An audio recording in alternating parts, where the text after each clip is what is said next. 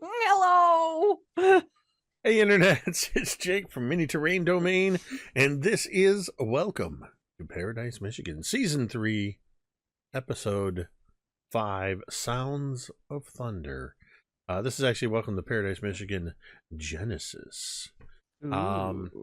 We will, in just a couple of moments, get to a little bit of a recap, bring you up to speed, and get going with our adventure proper. But first, a couple of announcements. First and foremost, take a look up to do the something up. Up. M. Head. Up. Above. M. Tamiko. Popsicles.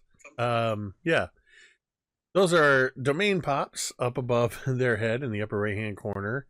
They are the domain dice for this particular game. Domain dice are, of course, a way that you, the viewer, can have an impact on this game simply by subscribing, resubscribing, gifting a sub, cheering 500 bits, tipping $5, support on Ko-fi. All those things will turn into domain pops for the players that they can then turn into +1 for every domain pop they spend to bolster their dice rolls.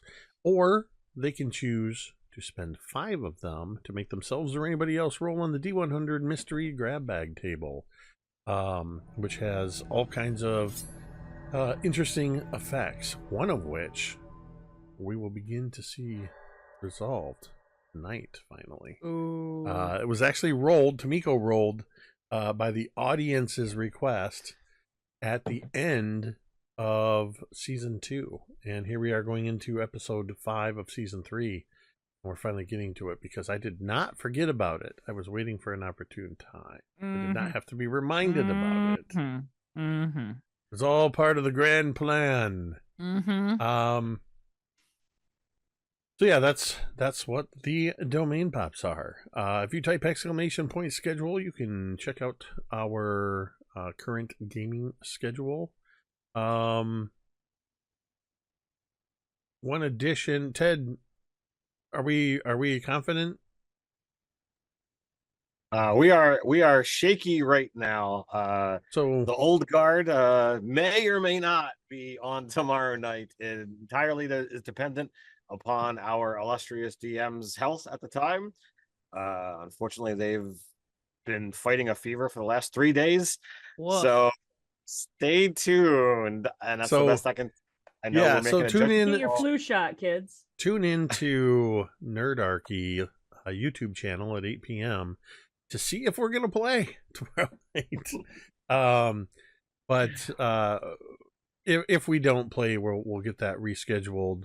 We have eagerly been awaiting the return to the old guard over there. So stay tuned for that.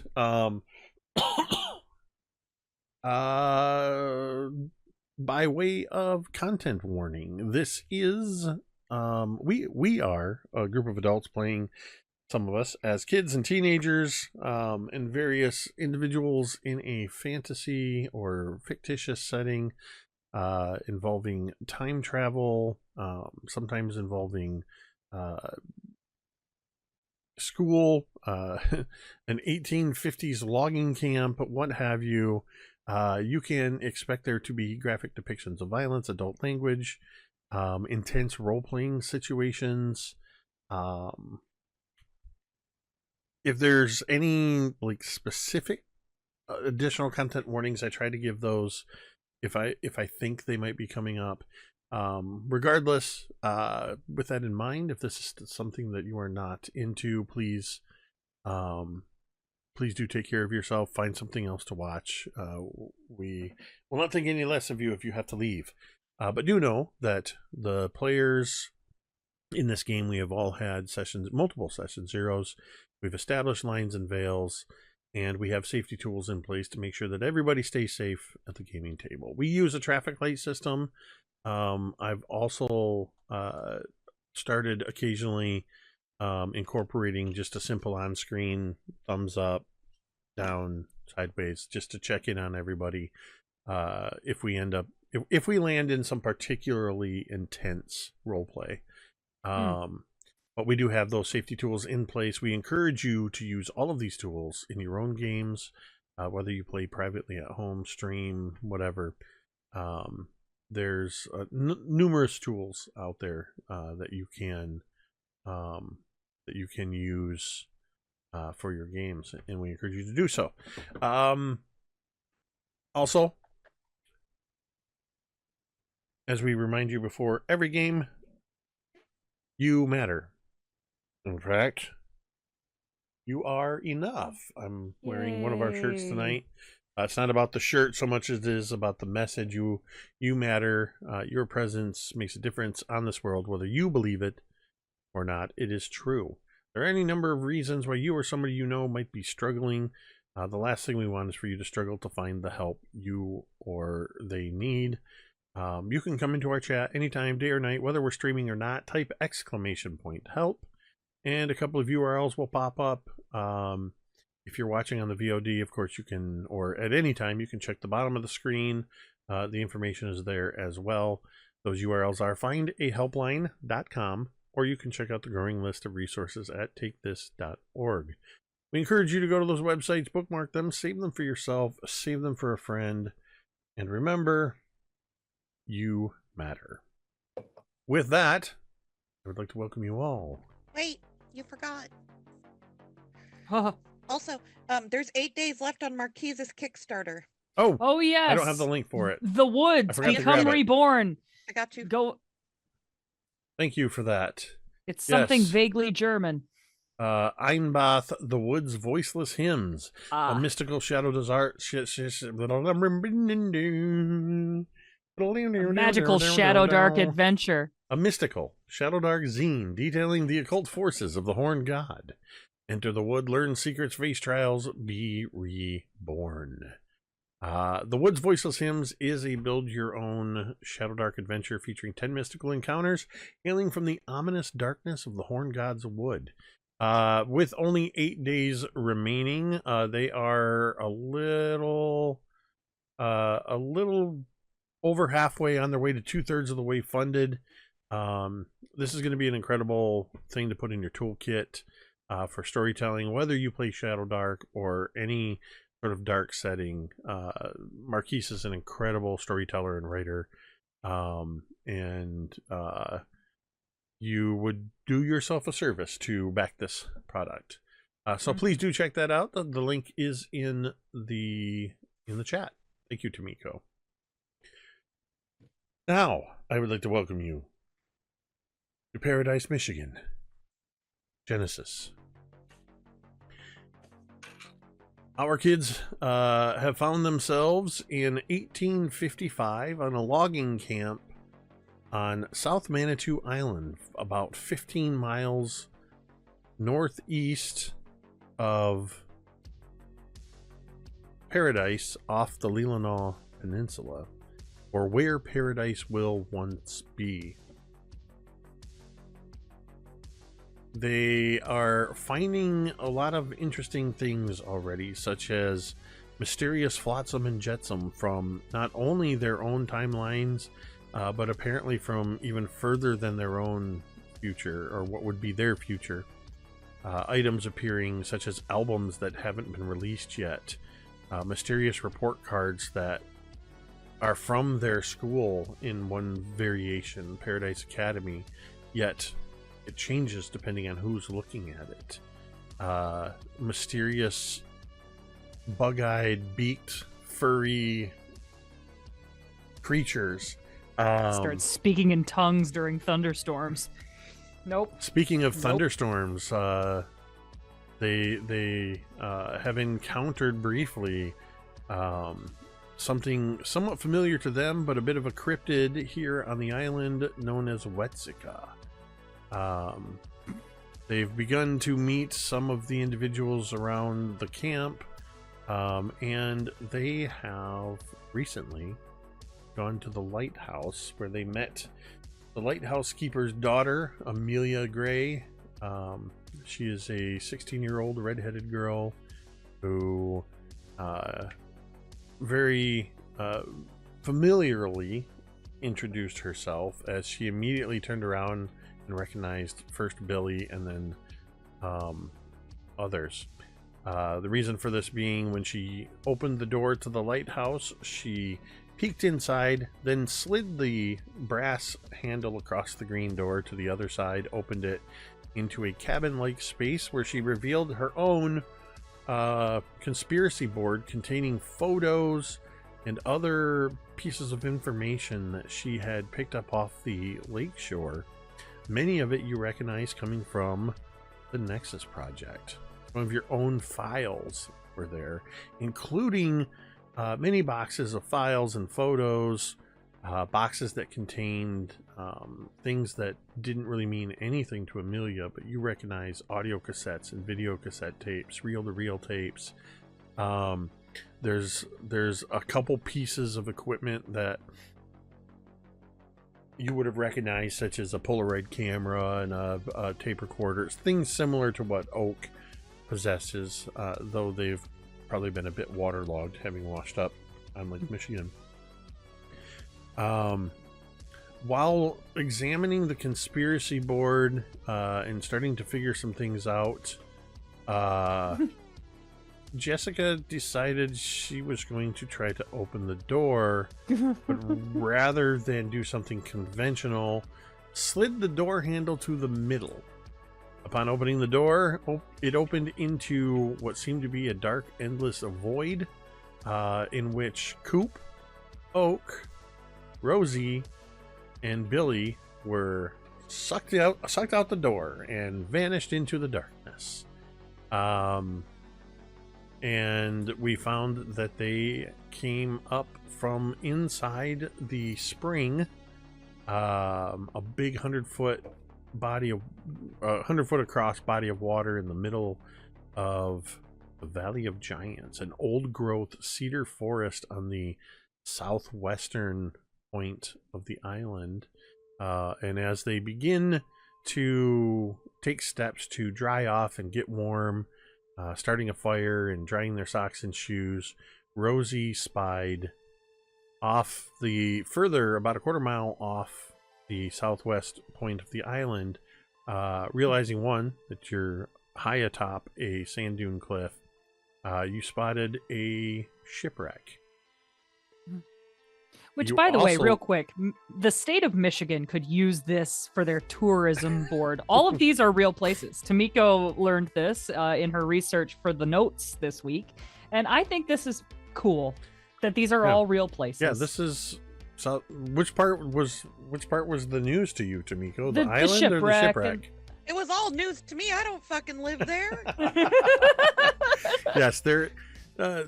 If you are a native of Michigan or a student of Michigan history, know that I take great liberties with geography and spatial and time things, though we do try to base it somewhat in reality.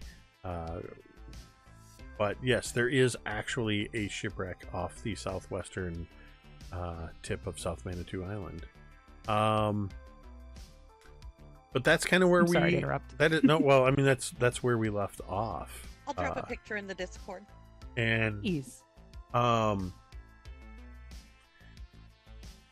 since we left off with that group, I do want to take us back to the cabin at the lighthouse, where following what had happened, I think pretty much the only thing we saw was I think Laz asked the question about where did they go, and Amelia, all she did was she looked around because the conspiracy board and the files and the papers, some of which had blown through into the void, but they mostly got blown all around the room. She reached down and picked up that drawing of and the words that indicated the Valley of the Giants, to say that's where they went. And I think realizing that, Laz, just a little bit frustrated, just kind of almost involuntarily kicks out at the shelf next to what was Amelia's bed, where the mattress had been turned up and this conspiracy board was. And as Laz kicks the shelf, one of these pieces of equipment falls over and hits the ground, and there's suddenly a brilliant flash in the room. Jessica, you are blinded just momentarily. It's literally like somebody took a flash picture in your face. It looked and sounded almost like a flash cube going off. After a moment, though there's still spots in your eyes, you can see again. When you look around, you see Amelia, but you do not see Laz. Shit. That one wasn't me.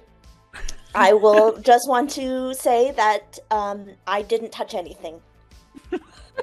As you say that, Amelia's sort of standing there, kind of blinking her eyes, and she's got her hand over her mouth. And then you hear this sort of mechanical... And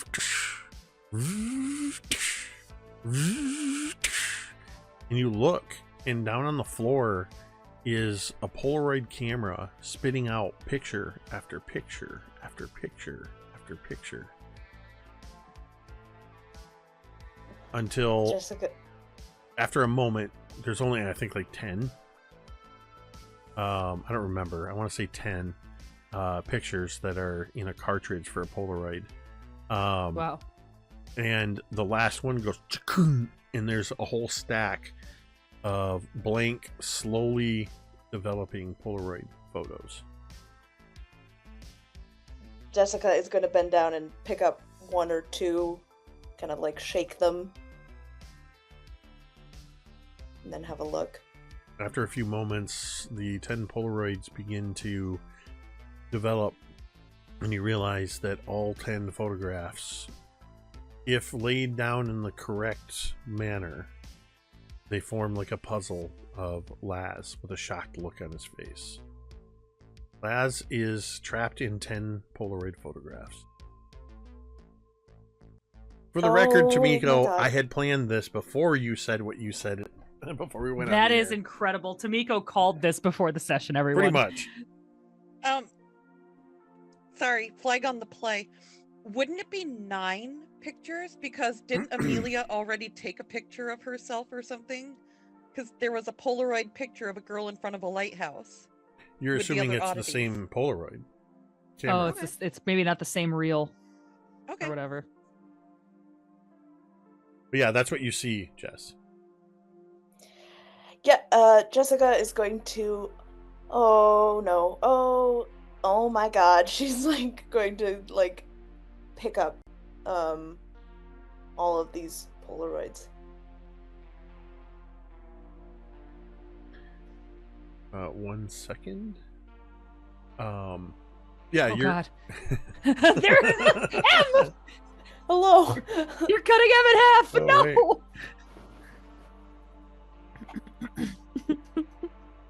You know we're good at this it's- when we all realize when we get cut off, like exactly where to lean to be back in the. It's funny because I try to do it as the least disruptive way as possible, and you guys immediately draw attention to it. Every Sorry. time. Sorry. That's all I right. think it's fun. I think it gives our show character. So, you, yeah, Jess, you're able to pick up all of those Polaroid photos, and I guess add 10 Polaroids of Laz, 10 Polaroid Laz, to your inventory, as Amelia just goes, kind of comes over there as you're picking up the photos, and she's, I had no idea. I didn't know it would do that. To be honest, this isn't, like, the first time this has happened.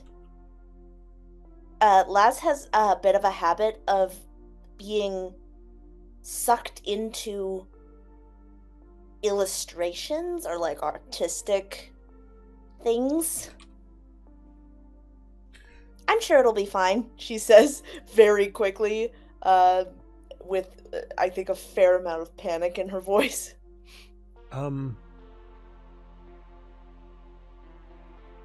It's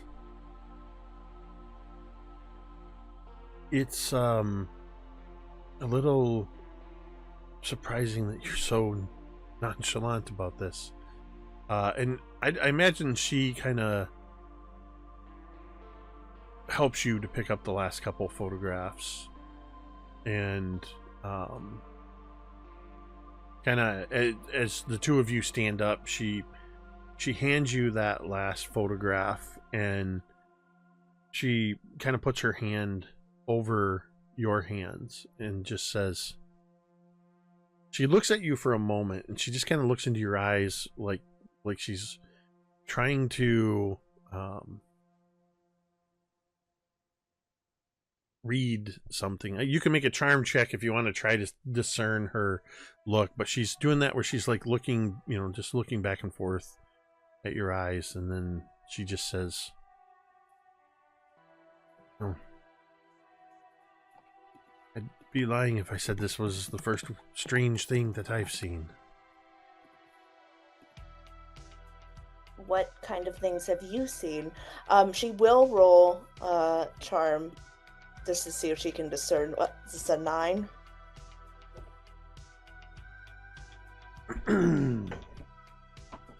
Well, since you're trying to read somebody, that's going to be an opposed check. Doesn't necessarily mean that she doesn't want you to read what her expression is, but It's a poker face. She's a sphinx. so you got a 9 on charm. Mm-hmm. We'll be rolling a d6. She got a 5. The look she seems to be giving you is a the look she's giving you is a, there seems to be genuine concern there, but there's something else about that look that goes beyond her just looking concerned after you. The way her eyes were darting back and forth reminds you of when somebody is distracted and they're trying to read something very quickly. Then she kind of pats your hand and lets go of you.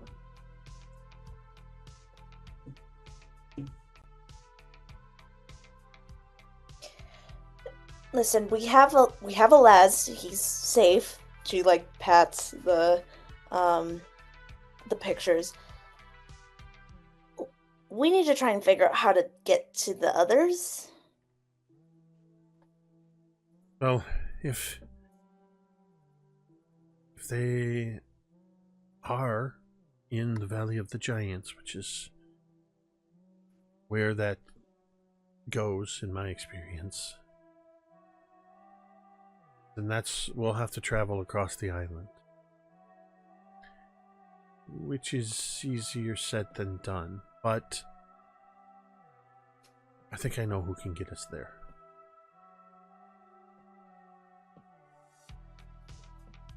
If it's Mouse O'Connor, I'm gonna be so goddamn happy. Yeah, I think like Jessica looks like expectantly at Amelia, like waiting.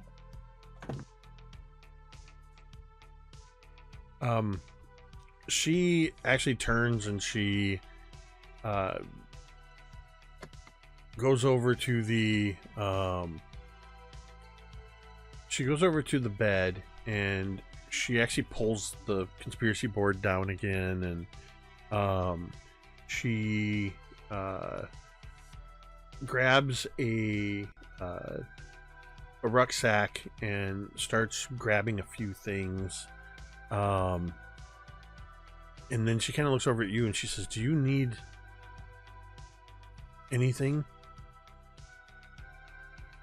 like extra jacket or boots or anything like that? And then she kind of looks at you, and you guys are outfitted in logging camp attire.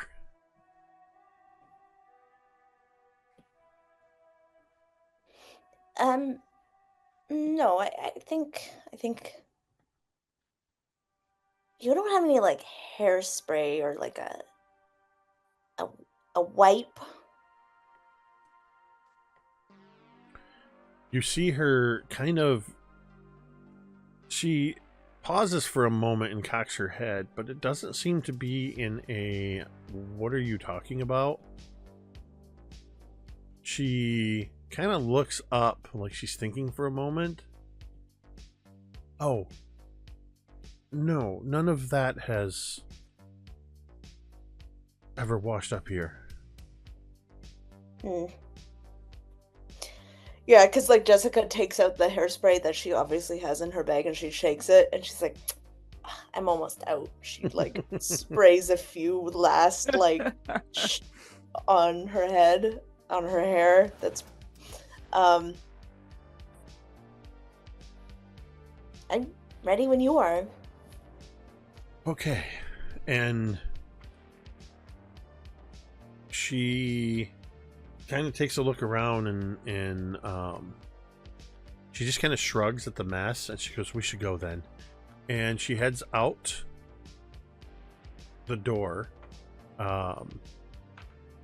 She does make sure the door handle is where it should be before she opens it. And then she opens it and you see that it does open to the outside. And she kind of lets you out, and she does move the doorknob over so that it's back in the lighthouse position before she looks at you and says, "All right, let's go," and starts leading you back towards the logging camp. With that, we're going to cut to the Valley of the Giants. We'll see this sort of establishing shot, that sort of aerial looking from the south part of the island, where we see the tall trees and the sand dune cliffs. And then we cut inside where, inside the forest, not far from this spring, where you all have been setting up camp, basically. Oak, Coop, Billy, and Rosie. Am I back from my excursion into the I mean, woods? you'd not walked very far. Okay. You'd gone maybe a couple hundred yards at most. Can Solid. I rewind time and ask a question before we dive in deep here? Yeah. Was I able to find what I was looking for through the box of pictures? God damn you. I'm trying Secret to remember messages. what you were looking for. Hey, while Jake's looking this up, check I'm us not out looking on anything up. I don't teespring.com. remember. Oh, I thought you were looking through secret messages. I'll do it later. It's fine. No, sorry, I didn't mean to interrupt you. I'm just like, No, it's cool. It's it- fine. was I'll just this- never do it again. Whatever. It's stupid. It's all right. You know, Oh, okay. I see. I imagine we'll make it back to the lighthouse and I can look again.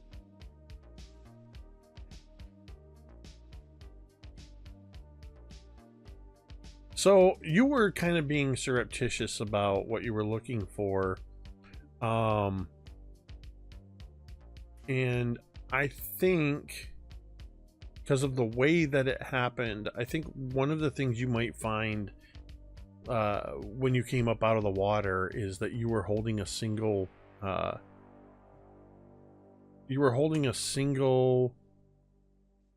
photograph that you had pulled out of one of the boxes. And that photograph is in the secret message I'm sending. Okay. Because it's your choice if you let anybody else know that if you have it.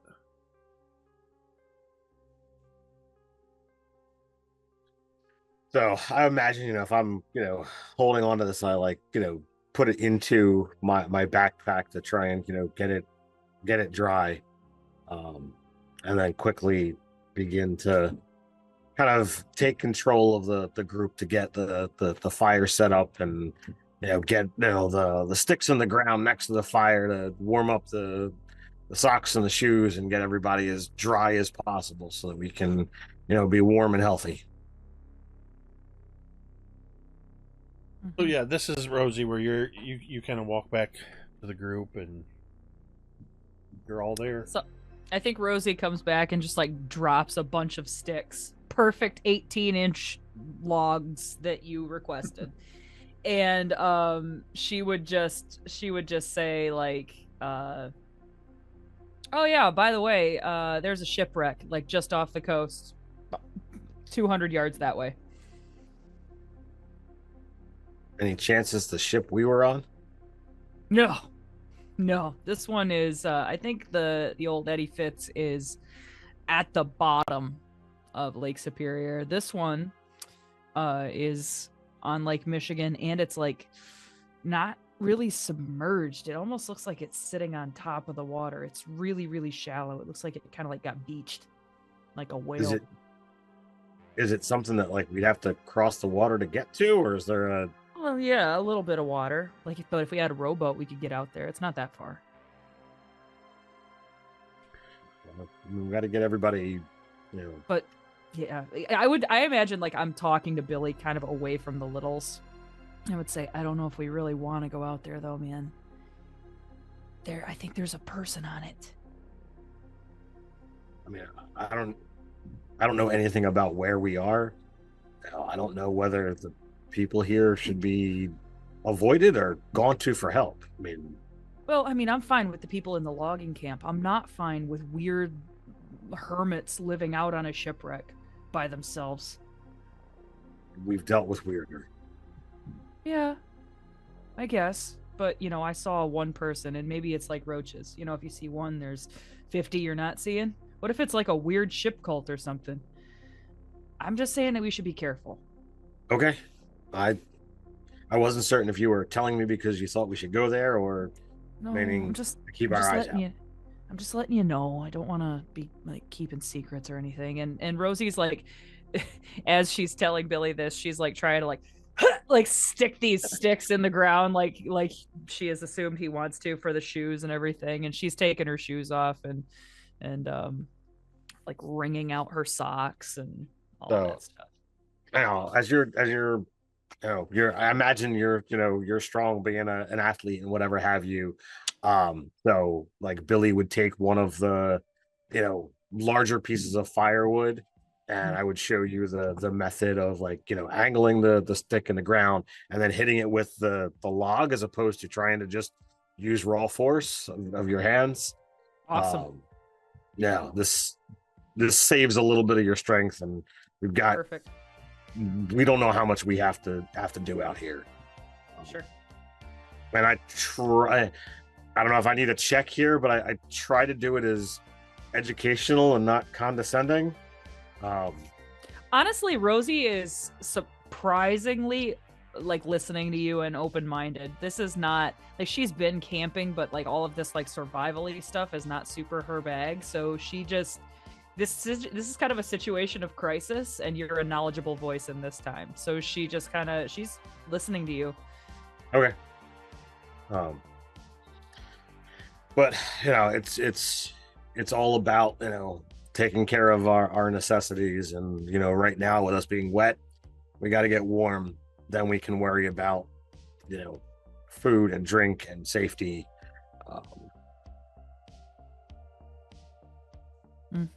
I agree.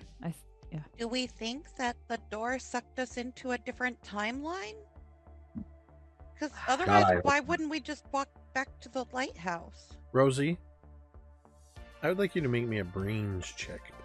Oh, good. My best thing. Just kidding. It's not. It's a 1. Okay. No, I'm not going to do it. It's brains. It's a 1. Sorry. Okay. Sorry, guys. I blew it. I don't know. I guess we could, but I mean, I'd like to not frickin' freeze to death. Is it nighttime? No, it's like late morning. Oh, okay. Do we see the lighthouse from where we are? Absolutely not. You are in a forest with old growth, super tall trees. And you are a couple miles away by your reckoning based on the maps you've seen. All right, so if I were to, try and, remember the map of where we think we are, would I be able to speculate on a direction to return back?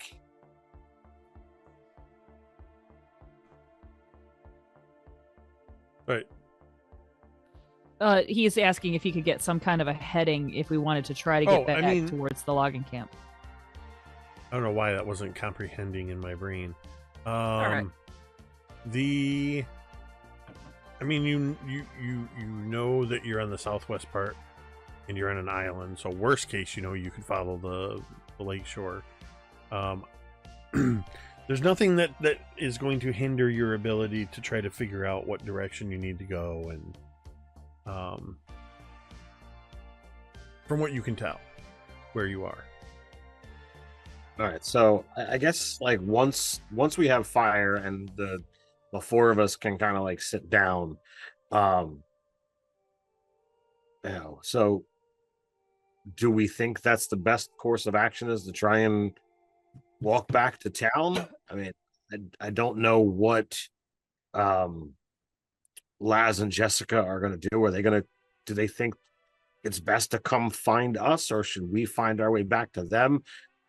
If we both start traveling, are we going to cross paths and not see each other? Do the Boy Scouts have any guidance on this matter? It seems like there's got to be something in your little handbook about what to do when you get lost. Pretty sure the Boy Scout guideline is stay put. It says stay put. Exactly. That's what I'm saying. So, I know. like, generally, when you're lost, and we are the ones who are out of place with no definitive, like concrete, this is where we're supposed to be. So we're supposed to make a marker. Signals is best done in 3.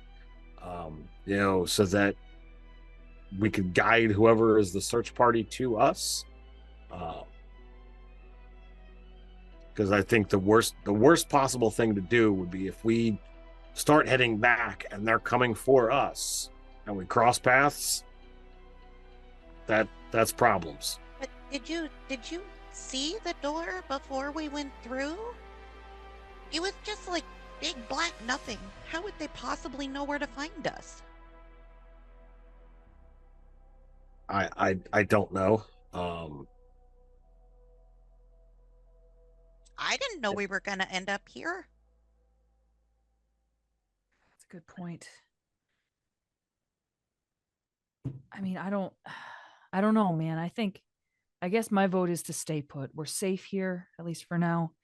We've got a fire. We can get warm. How about we get warm, we get dry, and then we make a choice? But what if we're staying put and it rains? Then we have your poncho. No, you don't understand. What if it rains and she comes? Oh, shit. All right. That's a whole other side of this fuckery that I forgot about. And Rosie is just sitting there barefoot and just like, she kind of shrugs and looks at Billy, and she is just like, I don't know. What do you think? What should we do? I'll follow your lead on this one, man. Yeah, I mean, I honestly, kind of fall back to, what my instincts say, and instincts say to stay put. I don't know how they're gonna know where we are. Once we dry off and our socks and shoes are dry enough, we can go get as much wood as we can, and make a huge signal fire. I don't know whose attention it's going to draw, but it'll hopefully, draw somebody, and we can figure out the best way from there. I'm okay with doing whatever you think is best. However, I will draw the line at skinning and cooking a rabbit. Okay, well, generally we're not. I don't think we're too far away from camp. So if we give it, the afternoon and the evening, and nothing's happened, in the morning, we can decide. All right, let's head back. Does that sound fair? I think so. I think that's good. Oak, you're being awfully quiet. Sorry. You okay? Yeah. I'm just trying to make sense of all this. He's looking up at all the trees. No. You've got all your experience with that dice game, and we've seen plenty of weird shit. Is there anything here that kind of sets you off that it's not a good idea? Like, does this plan sit right with you? Well, he kind of looks out along the shore that they just came from. We can't go back to the door that we came out of. So I think the only thing is maybe trying to find another door to go back through. So, I mean, do you think if we were to go through just a random door that it's going to take us where we want to go? Or is it just going to take us somewhere else?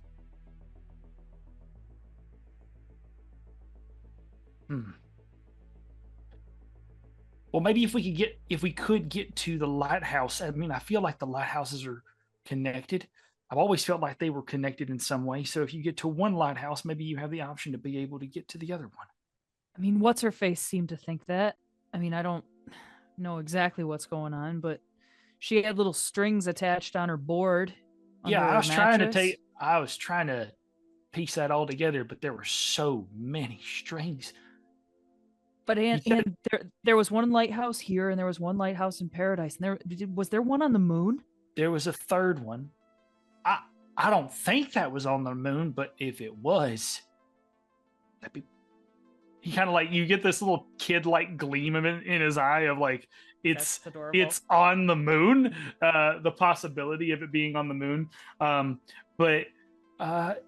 Yeah, I mean, I think the best bet is that we get dry, and then we try to find another door or another lighthouse or something, something to get back home as soon as at least to town as soon as possible, because I'd like to be able to talk to people about how to solve all this stuff, but I don't even know where to begin.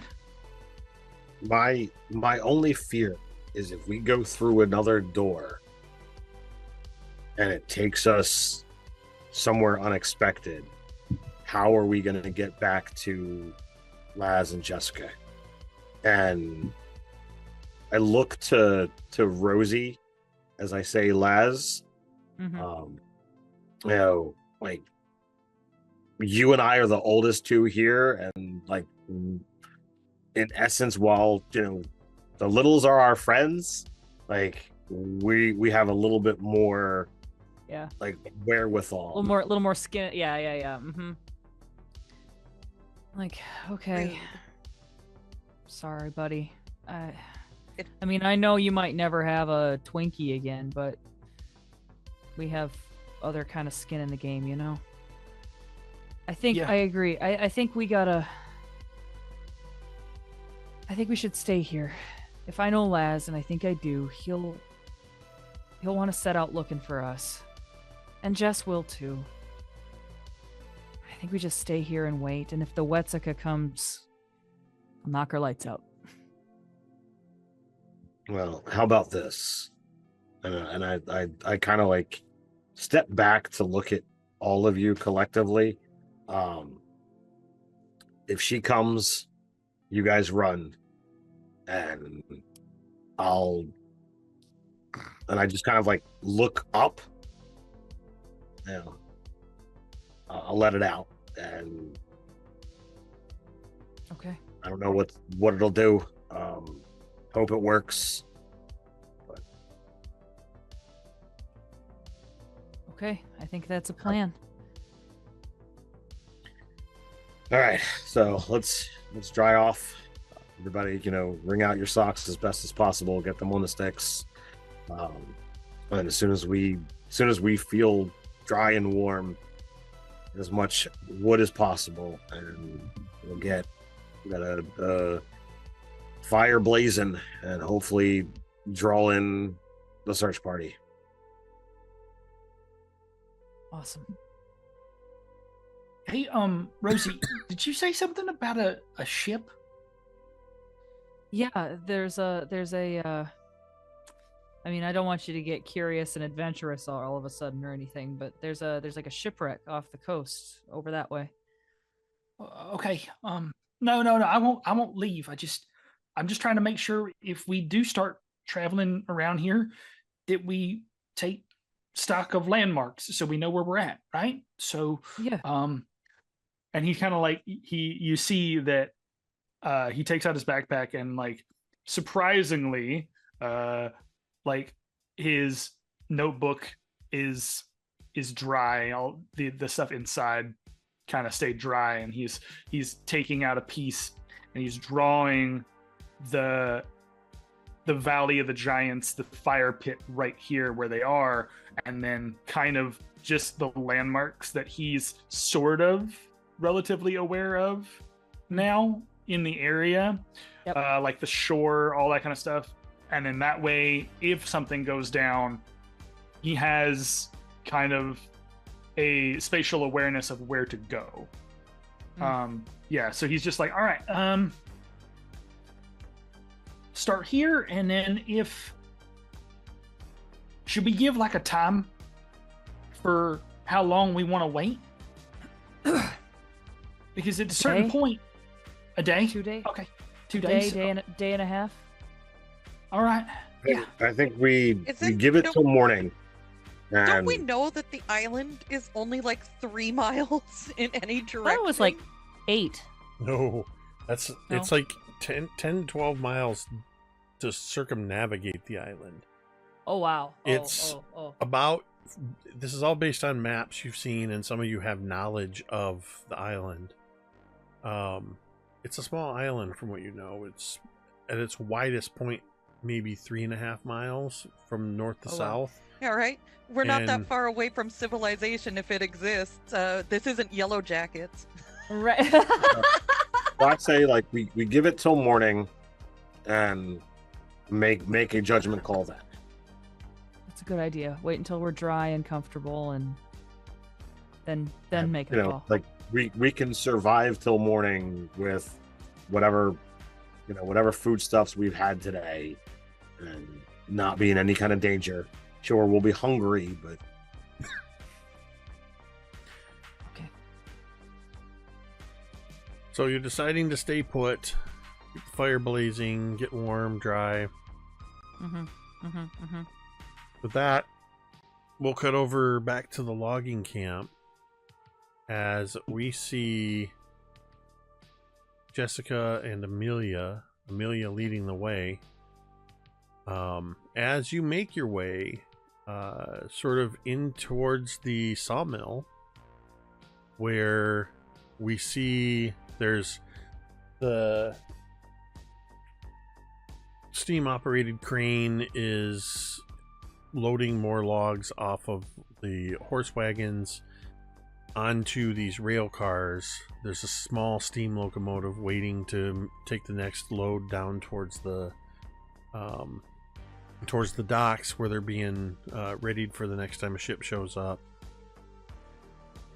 And there's a couple of these wagons that are waiting to be unloaded. The one that just gets finished, the driver sort of snaps the reins. Let's go. Yeah. And the cart starts to move roughly through. This area is pretty muddy from the recent rains. And standing atop a sturdy wagon that has 2 oxen attached to it is Mouse O'Connor. Fuck yes, dude. Let's go. Let's go. As you're getting closer, you can see, Jess, that Mouse is this wiry, scrappy woman who looks like she's just wound up super tight, made of rubber bands and bad decisions. She's got these big bright eyes that doesn't look like she misses anything, and she's looking around, keeping an eye as this horse cart's moving out. She's calling the next one in, flagging them in while with her other hand shouting at the driver of the other one, and you can hear that they're exchanging quick barbs at one another. The second driver starts to holler at the first driver that he's not moving fast enough, and you see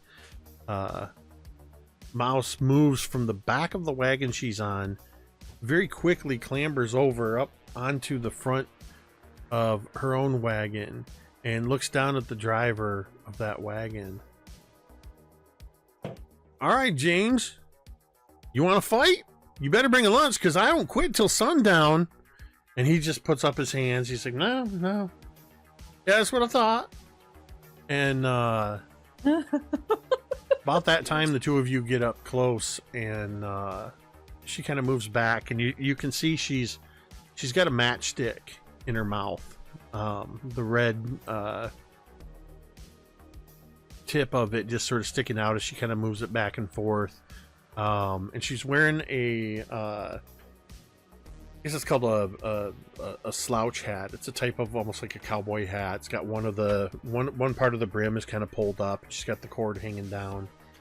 And as the two of you approach, she steps to the back of her wagon. She kind of puts one foot up and kind of leans her arm down on her knee as she pushes the hat back. And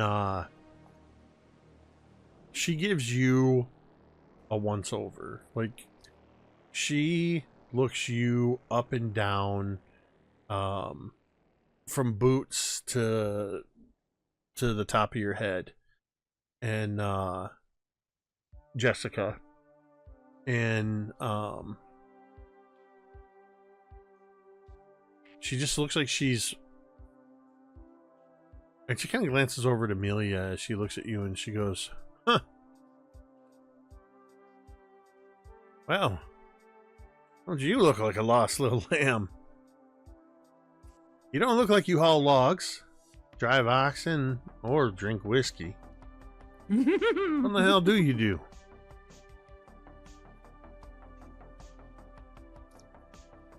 I don't know. I'm in, like, cheerleading. Cheerleading. I don't even know what that is. She kind of looks over at Amelia. She with you? Amelia goes, yes, her and her friends are newly arrived. She kind of looks around. Friends, huh? And she looks down again, kind of leaning a little bit closer. She sticks the matchstick back in her mouth, Jess, and she looks at you and says, "Can anybody else see these friends of yours, or only you?" I think Jessica, like, rolls her eyes at that. We're looking to get to the other end of the island. She, like, eyes Amelia to make sure that that's exactly where we're going. Amelia kind of looks up, kind of adjusts the rucksack on her shoulders, and just looks up at Mouse and says, we need to get to the Valley of the Giants. That's where our friends are, who are very real and very visible.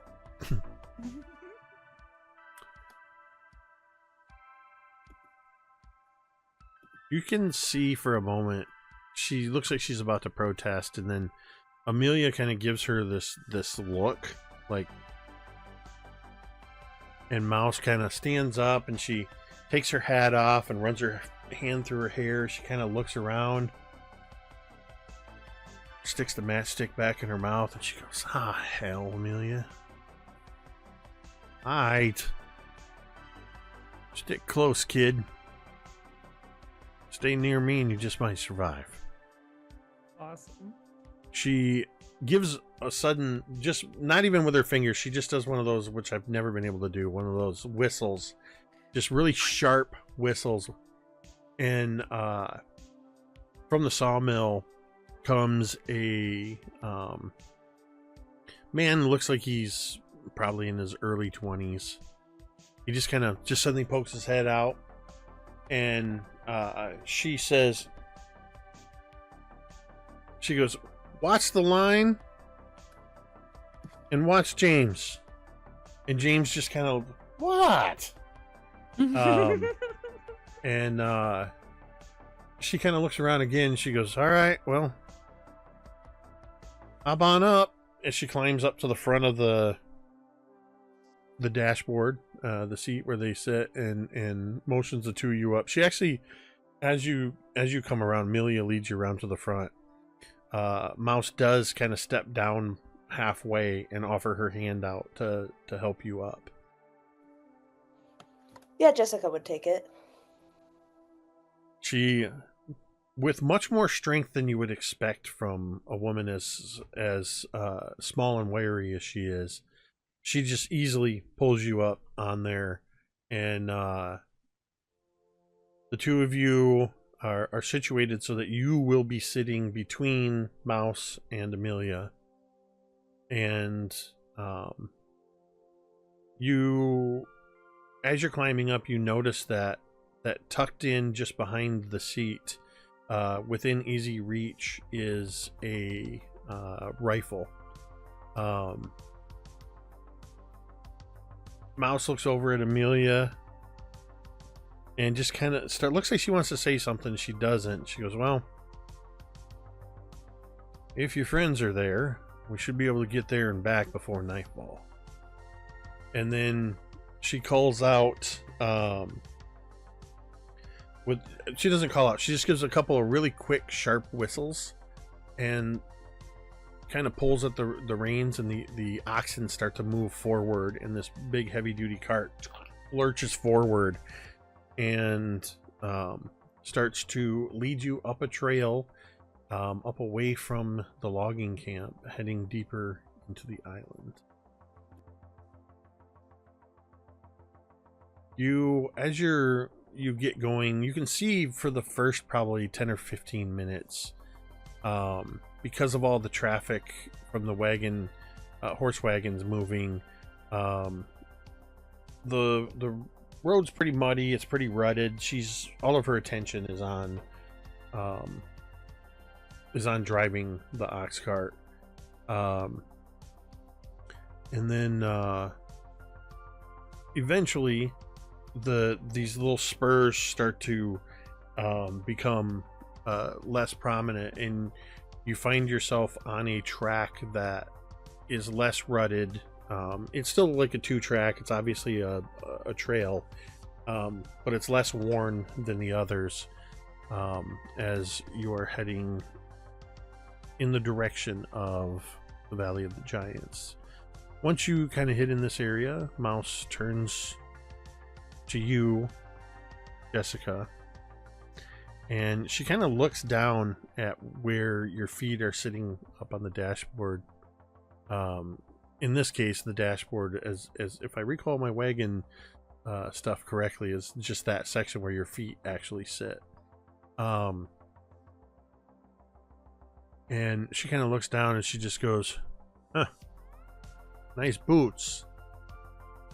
Where'd you get them? Or did they just fall off some fancy city feller you mugged on your way here? Oh. Whew. First of all, I'm a little impressed that you think that I could mug anyone.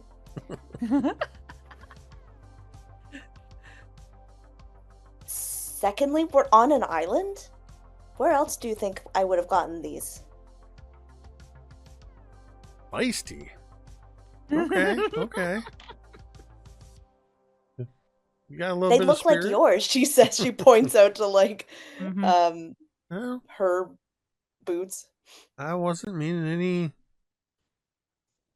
any insult to you, and just you can put on the boots and you can put on the overalls, but you don't look like you belong here, is all I'm saying. You look very out of place. She pauses. We were like kidnapped or something. She looks to Amelia again. She Or something. looks to Amelia.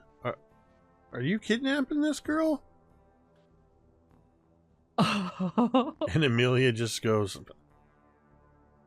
I guess that's how they got here on the island, though. I don't. And Mouse kind of cuts her off. So if you were kidnapped, but you're walking freely around the island, did somebody here take you and bring you here against your will? Jessica just like shakes her head. You can see like she really wishes that the other people were here because they were the ones kind of fabricating up this story, and Jessica just we like woke up here on this island. We were kidnapped and then we woke up and then we didn't remember where we were and our kidnappers like left. Go ahead and make a charm check. Oh boy. I just rolled a 3, Yes. so the bar's pretty low. Oh, 19. Yes, dude, you're so charming. Let's go. So as you're telling the story, Mouse is kind of, wow, that's so. You see, she's buying it. She's all in. So you and your friends, are they kids like you? And you can see Mouse is maybe 3 years older than you. Okay.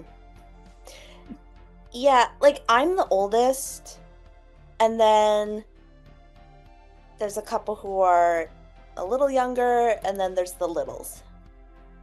Little, like how little are we talking? You there's no babies here, is there? Oh God. No, like they're like 11. Oh, so yeah, at that stage where they're still kind of annoying. They have their moments. She nods, and she's like, she smiles at that, So- I think. So by my reckoning, there's what, 4 or 5 of you? 6? 7? 8? Well, with Amelia, there's 7. Okay. There's 6 of us. So you and your friends were kidnapped. Your kidnappers brought you here, but you don't remember it, and they're gone, and nobody knows who they are, and now the rest of your friends, so not counting Amelia here, that means there's you and your friends make 6. Where are the other 5? How did they get to the Valley of the Giants? That's a great question, Jess. How did they get to the Valley of the Giants? Gosh, Jess is like, You feel Amelia's hand on your leg, and she just kind of like to get your attention, and she looks at you and she goes, "It's okay. She knows about the door." I don't know why she's talking like that now. She knows about the door. You see Jess just like a sigh of relief. She's like, okay, so we came in through another door here. We weren't actually kidnapped, and we all found ourselves here because one of the littles, he wanted to try and protect all of us, but turns out there was a much more of an oomph than any of us would have wanted or expected, and so then we all ended up here back in wherever we are on this island, and we're trying to figure out how to get off, but we've been running into all of these doors all the time, and they lead to strange places, and I don't know how it happened, but I might or might not have opened one of the doors incorrectly.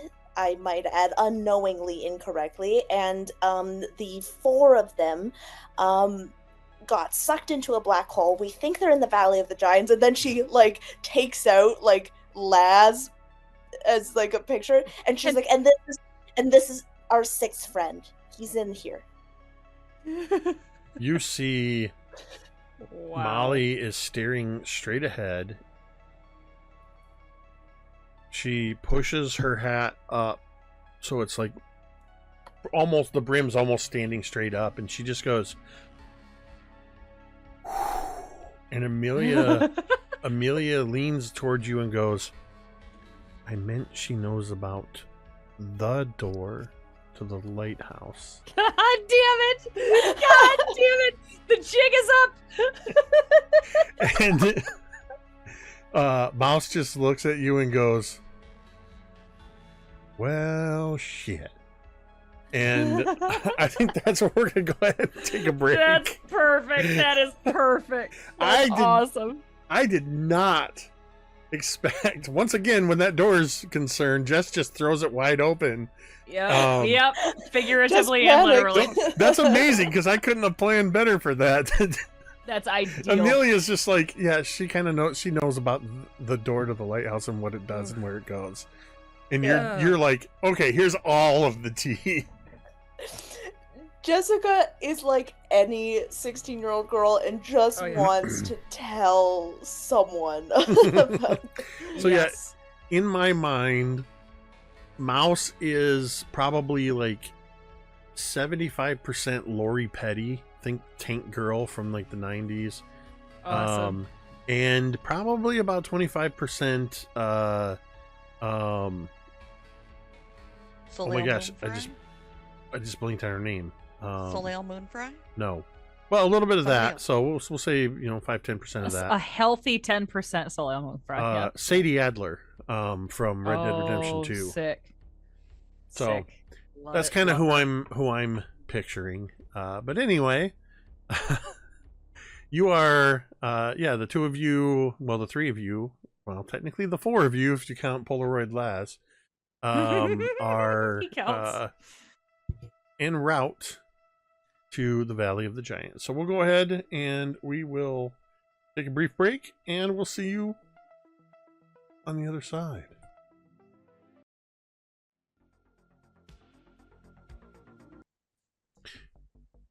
And we're back.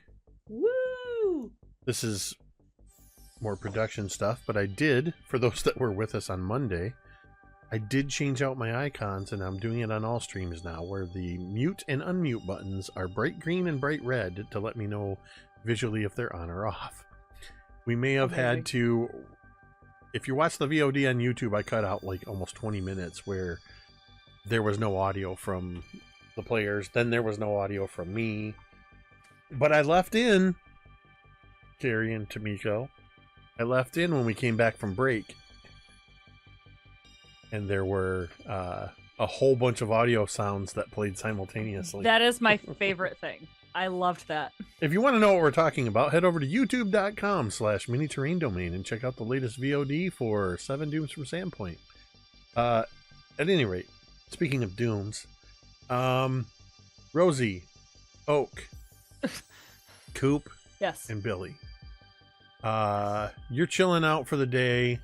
I need to ask, as you're getting, we'll say at this point that an hour or two has gone by. So I want to know, are you staying put? Has anybody else's curiosity gotten the best of them to go look out at this shipwreck, or is anybody wandering around? What are you guys doing here? I'm particularly interested in the littles. So you all can veto the plan, but the idea is some people are going to be gathering wood, but at all times somebody needs to be with the fire so that when somebody comes and finds us, sees the fire, like, okay, this is where people went. Everybody's supposed to be back every so many minutes with wood. But I imagine we're taking turns doing that if y'all are on board. I think Coop would just be like trying to dry his shit out and talking with Oak. Rosie's just looking at the fire. Like very ADHD satisfying, like poking the fire and looking at the fire and feeding the fire and watching the fire and all that stuff. Everybody make a brains check. Yay, my best thing. Just kidding. I got a 3 this time. Ooh, that's not bad. That's a Blood. 13. 16. What was that, Oak? 13. Okay. Billy, you hear... Sorry, what did you end up with, Coop? 6. Oh, okay. Pay no attention to the little man behind the curtain. Billy and Oak, you do, while you're sitting there, you hear what sounds like a distant rumble of thunder. Nothing like rolling across the lake, like long, prolonged. You just hear sort of a...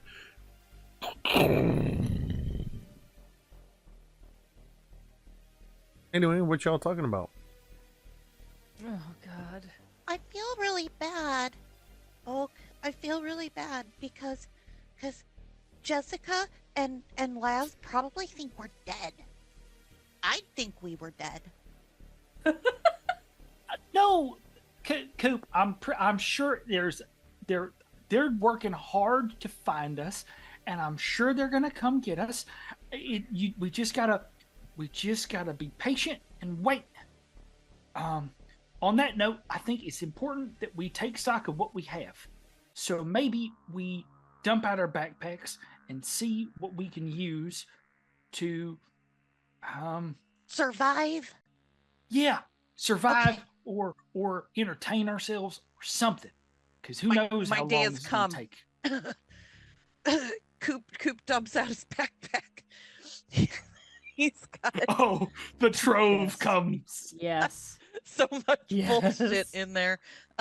What is it? A whole bunch of various types of candy and gum fall out, and a couple of juice boxes. It's what is like it? a whole convenience store in here. His broken Garfield flashlight, his first aid kit, which is in one of those little tins. That's And he picks awesome. that up. He's like, oh, this is where the good stuff is. Look, see inside, there's the poncho, and there's, oh, I didn't know there were that many. There's 5 wax tip matches. And one of those stubby little emergency candles. Dude, yeah, I know exactly what you're talking about. It's like a Just in ruddy case. brown color. I don't know, man. Oh. And the poncho. Of course. Yeah. It- And what is it? He's got a deck of cards, a Walkman, 4 tapes, but one's still broken. Poor Bananarama. He's got Wow. all of his welcome wagon stuff, 3 fake grenades, a mysterious Simon game that we picked up in the lab that we still don't know what it does. A history crib sheet, 1 thermos, because I only carry 1 thermos at a time, 1 thermos of holy water, and the keychain. Wow. All right, so How I got to do say, you well fit all of done, that in? Chad, to use this as an example. Yeah.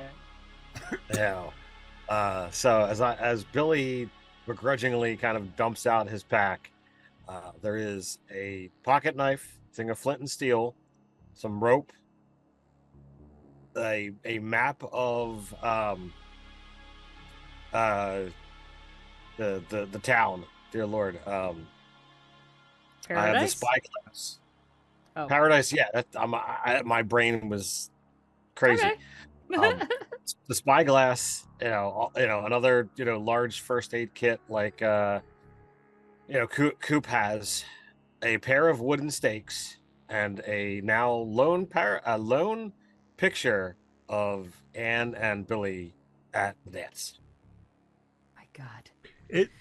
To add to that, the picture looks like it was probably taken by the yearbook photographer. They were the king and Oh. queen. They were. That's true. Rosie is like, fine, and dumps out her pack. In her pack are her bat was not really in her pack, but it's with her. 3 baseballs, her glove, a rubber banded little stack of trading cards, about as many as would be in like a deck of cards. A deck of cards, a couple just random pieces of money, just like coins and just crumpled up like single bills. The tape, the Monday tape, and Action Comics Superman number 541, which seems to have some significance. I wrote down the issue number, but I do not remember what it is. Is that the one you stole? Did you steal that one? I did not steal anything. I have had this since day one. I remember it being significant for some reason, but it's like Memento. I'm leaving myself clues in the future. So I will look up what If issue only we had 541 is. extensive notes. Oh, I also have a pencil box and a trapper keeper. Awesome. Yeah, and that's it. Like, I don't think any of this can be useful. Coop kind of side eyes Billy's stuff, all of the useful equipment that's in there compared to his, and sighs a little bit. Oak, you see Oak like also dump out his stuff, and it's not a lot. It's a Walkman with a couple of tapes, the Polaroid camera that I believe is either broken or was broken previously at some point, but like I don't know if it's working now or not. The JVC camcorder, the pocket watch is in his pocket, and then like a bunch of notebooks and pens, and then probably scattered Polaroids that he's taken, scattered tapes that he's recorded, things like that, all within this bag. But it's honestly not a lot. He's not carrying much. But he like looks at all the stuff, goes, guys, I think the thing that draws his attention is, does Rosie still have the, for the lack of better terms, the glass rectangle, which we all know what that is, but yeah. Rosie does. It's in the bottom of her backpack. I apologize. Yes, the glass rectangle. With the rounded edges. Does it still have the timer going on it or no? That's something that like I don't think it would probably. No, I don't think it failed, would. man. That timer ran out when we were still in school. Right. So I think for him though, he would like be just interested in any of the pieces that are odd and funky, and then how to possibly use them, as opposed to the things that like he knows that are survival stuff. Yeah. Hey folks, may I? Yeah. Do you mind? Here's a few other things that you guys have. Rosie, thank you for remembering. Rosie, remembering. It's in the notes, motherfucker. It's in the notes. Rosie, you also have 3 plastic practice grenades, and you also have your 3-inch floppy disk. Oh my God! Yes, thank you. Oak. Oh yeah, the dice from the wizard's hat. I forgot about you that. also have the colored dice from the wizard's hat. Yeah. Correct. Billy. I know I had Billy- the baseball cards, but he wouldn't be carrying Nope. them around. Not the So. baseball cards. You also have Dr. Sharp's ID badge. You also have a 3x4 screen box with a handle on the side or arms that are clicked in but can be sprung out. We don't know what it does. What is it? Item number 2 looks like it could be a powerful flashlight, but on closer look, it resembles a lightsaber or a sonic screwdriver? ? And a $300 bottle of Majesty cologne.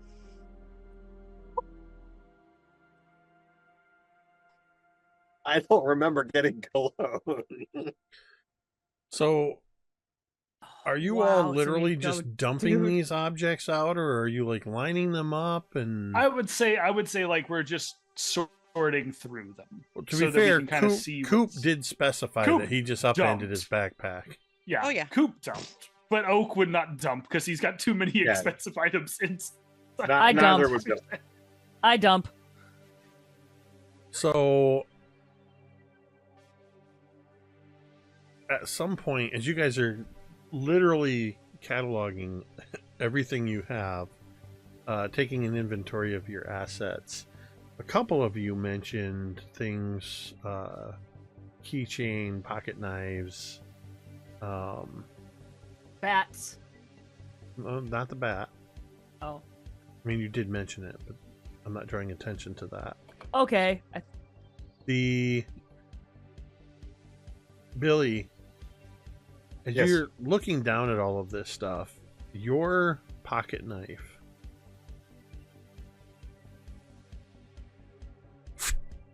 and flips over. It sort of spins for a moment and then it kind of stands up on end Oh. uneasily. We've seen this before. And then Well, after it moves a second time, can I like try and pick it up? Like, does it do anything? make a flight check because it just suddenly went and started to shoot away through the air. All right, light. You have like a self-assassinating Oh. freaking pocket knife, dude. Like- Maybe I just I exploded. mean, it's a closed pocket Uh, knife. all right, I'm guessing I'm gonna succeed because I just exploded twice. That's 12, 16, 17. Billy got them werewolf reflexes. Yes, it's so freaking You cool. grab hold of the knife, and you feel that it was. You can feel it like resisting against your grasp, not terrifically, but as you grab it, you can feel it kind of pulling a little bit towards. Oh, What is towards oak? At the same moment, was it Coop? Did you have a pocket knife? Or was it Oak? One other, more than one person's listed a pocket I knife. thought it was Laz, and I thought he had like a switch. No. Of the, Laz isn't here. Of the littles? Of Oh. the four of you, one other one of you listed a pocket knife. Oh, I also have a Zippo, not a pocket knife. Not I. But we'll go with the keys then. That Coop mentioned. Yeah, the magic key ring. Yeah, the keys suddenly start. You hear the jingling of the keys as several of the keys suddenly stand on end and they're sort of jingling against each other. And then the ring itself stands up on end so that the keys are up in the air Whoa. and the ring is kind of doing this. And then the whole Grabbing key it. ring goes shing and tries to fly towards Oak. Did you say you were going to grab it? I would have tried to grab it, but if it's flying right towards Oak, it's fine. You Like, I can- just don't want them to fly away. They're magic. Don't want to. Yeah. Well, if you want to try to grab them, you certainly can. a flight Sure, check. man. What did you say it was flight? Yeah. Well, the good news is that's a 10 plus 1 for that die. So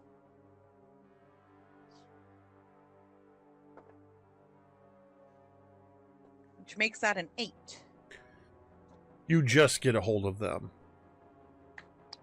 But there's a lot of keys on this key ring. And you're a little. You grab hold of the ring and it's kind of pulling, and where you're sitting there, you feel yourself kind of being dragged across the ground slowly. If I see this, I would grab onto his hands and start pulling too. Please, please. As you secure those, basically any random bits of ferrous metal that you have laid out, a few little bits and bobs, probably one of the I know at least one of your first aid kits was described as being metal. Several of these small objects suddenly go, like probably some paper clips, a 3-ring binder, a couple pencils with the little metal on the end. Nope, that's aluminum. The Zippo. The Zippo.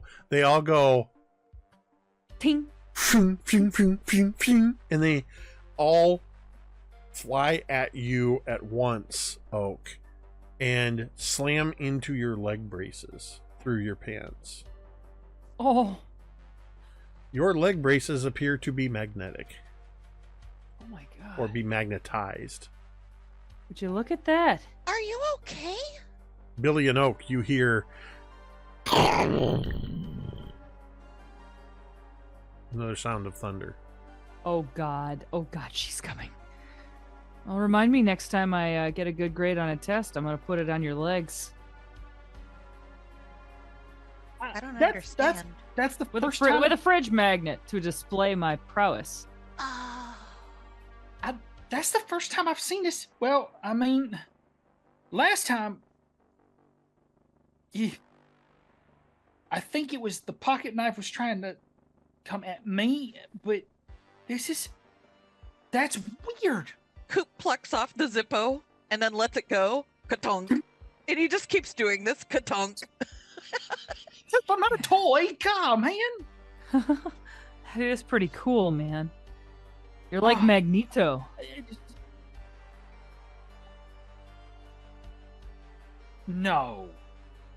No. with great power comes great I'm responsibility. gonna look at another. I'm gonna see if there's like another magnetic item or like another metal item that hasn't flown my direction, and I'm gonna see if I can like pull it toward me or pull it toward my legs. Like I'm gonna stick my leg out a little bit and see if it changes. Basically, any small. The largest item that flew towards you was the keys. Okay, I have small amounts of magnetism, and it seems to be clear that it's your leg braces are magnetized. I look out to the water. What was in that? Like, what is in that lake? Jeez, man. Beats me. Okay, and he just starts picking off all the metal things and then like putting them back in the appropriate backpacks so that they don't fly at him for the time being. Yeah, but Rosie is putting her shit back in her bag and be like, guys, so I've heard thunder twice now. You didn't hear Yeah. thunder. What? Yeah, I Wait, was gonna wait. say It was that. Oak. It's Oak and Oh, Billy are the ones that heard the thunder. They were I the ones apologize. that got the. Okay. rewind. Oh. Never mind. Well, I'm just packing my guys- shit. Be like, Guys, I don't. I think it might be smart for us to at least. Does it look like it's gonna rain? Like, does it look like there's clouds in the sky? Does it? Can we Look see like we- shit with the canopy overhead? Oh wait, it's cedars. This isn't Lord of the Rings.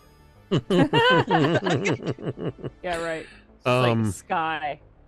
No, it does not look at all. In fact, it is a blue sky, almost completely cloudless day. Thunder. What is that about, man? And I think Well, he. Your leg's He's, like, looking- magnetized and we don't know why. Coop Well- takes the Zippo and tries to stick it to your forehead. It falls. Like, It falls, but then goes zoop to the leg. Shit gets him right in the knee. Okay. So not all of me is magnetized, but ooh, I got an idea. I don't know if it would work. I highly doubt it would work, but there's a part of him that is curious. So I think Oak, just for scientific testing, is gonna walk over to the nearest tree and see if he can put a foot onto the tree, and like if he could potentially like walk up having his boots magnetized to like something, right? It wouldn't be Knows like that a trees Do- aren't metal. wood. Do you know trees how are trees wood. work? Trees are wood. Trees are wood. Okay. He understands this. Trees are wood. Trees are Trees wood. are wood. Trees are He wood. understands this, but his brain is thinking they're magnetized in some way. So he just wants to see if he could. So The test is there. The science he knows is not right. But without he just wants to explanation, test it. Oak just walks over to a tree and looks like he puts one foot up on it and looks like he wants to try walking up the tree. Yep. Does he go flat on his back? There is no sign that the trees are magnetically. Okay. Nope. That's good enough for me. I'm good. Yep. Stupid. I mean, anything's worth a shot, man. You never know. It's a weird place. But why would you think the trees are going to be magnetic? I don't know. This place is weird. Before I hopped in that lake, my braces weren't magnetic, and now they are. So Right, but He's trees not aren't wrong, metal. though. no, Trees are wood, man. I know that, and you can see that like his embarrassment is causing him to turn like beet red and frustrated because he knows that he's smarter than what he's saying. Here, Right? have a he is Twix. smarter than the sentence. Have a Twix. Have some Twix. Thanks, man. Maybe it's my blood sugar. I don't know. Well, All I'm saying is I've heard thunder like 3 times now, and if there's like thunder or something, this forest is weird. Rosie at this point is Yeah. laying on her back, and she remembers now that she has this comic book, and she's reading through it, and she's like, I didn't hear anything. I didn't hear anything either. Billy, tell me you heard the thunder, man. Please just tell me you heard something so I'm not I- feeling weird. I did hear the thunder, but I don't see any incoming storm. Rosie Now rolls you over all under- hear the thunder. Oh, It's distant and it's short.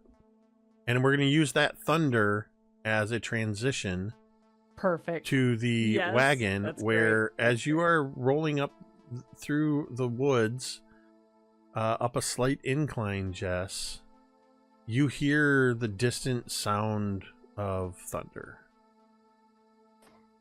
Since we're already here and I've basically told you everything, I should also mention that if you see a slightly damp looking version of me,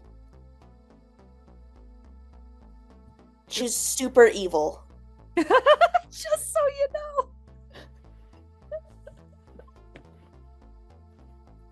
All right. Well, if you keep going on like this, you've already overwhelmed me with the amount of things that you're kind of throwing at me. I'm just trying to warn you. Well, I think I'll be all right.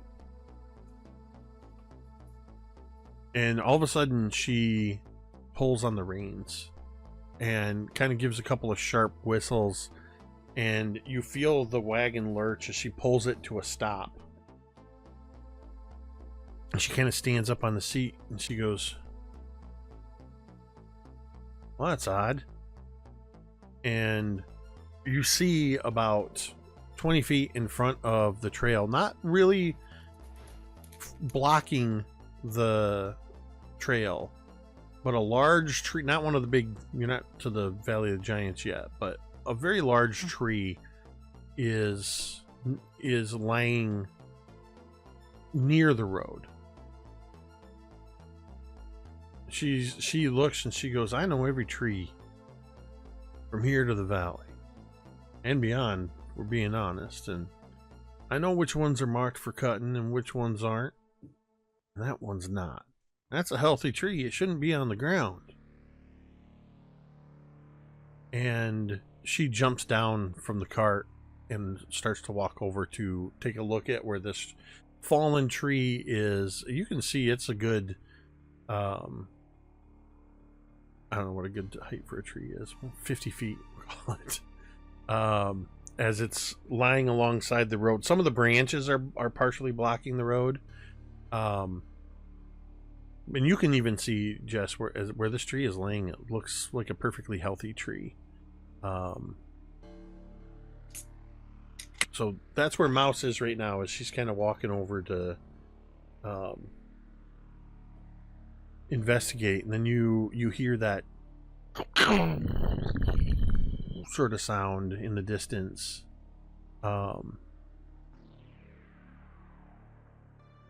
Mouse's head. That's odd.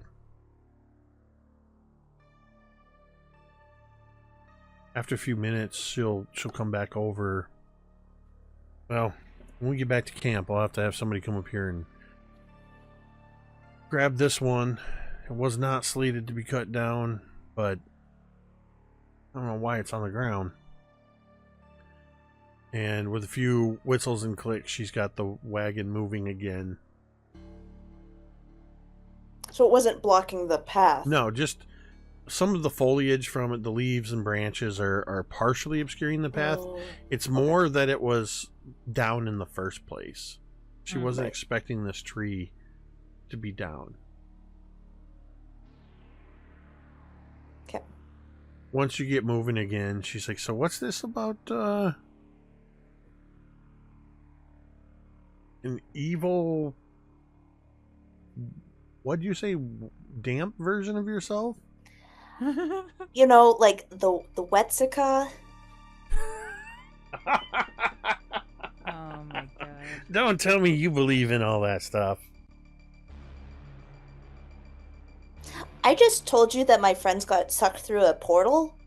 And you think that she's like, you know, that's fair. You haven't seen it yet. So that's super fair. But just Listen, don't say I didn't warn you. portals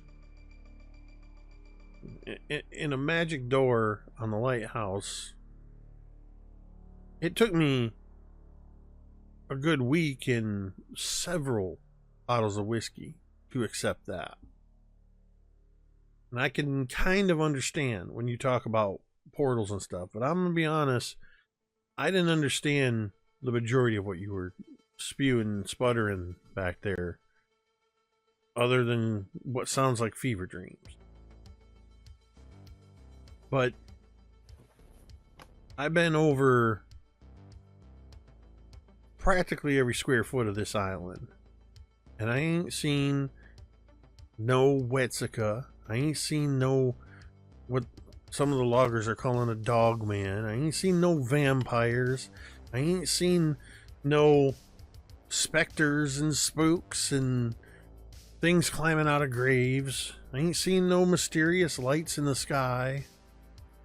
Or, and she looks at Amelia, or mysterious lights off the coast on shipwrecks.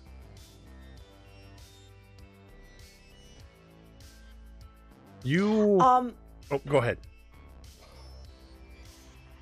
So Jessica has not been able to use her power as of yet on this island, but she wants to. Yeah, you tried a date like the night before, I think you tried. She's tried a few times and nothing has worked. So, but she wants to try again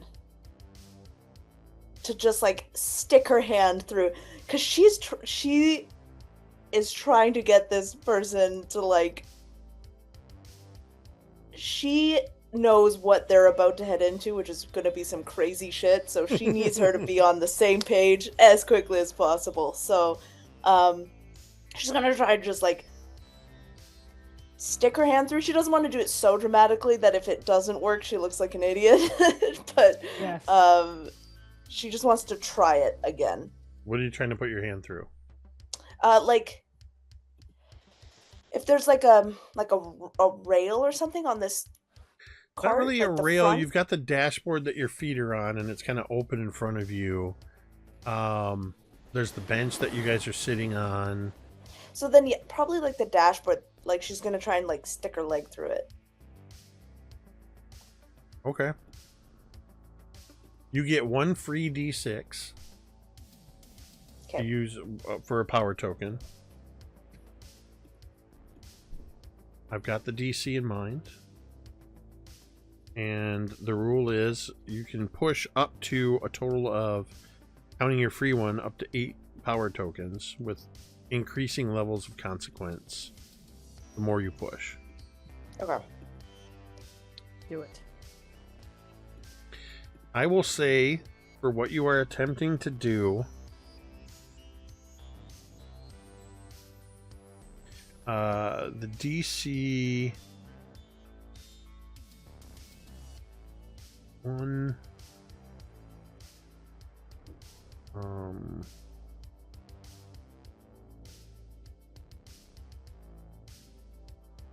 2, 3, 4, 5.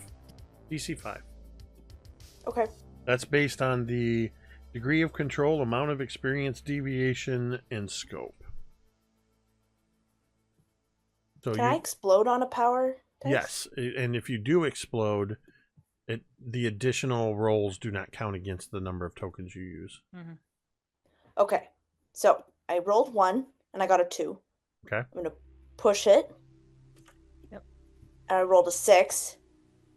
So I rolled another 6, and then I rolled a 1.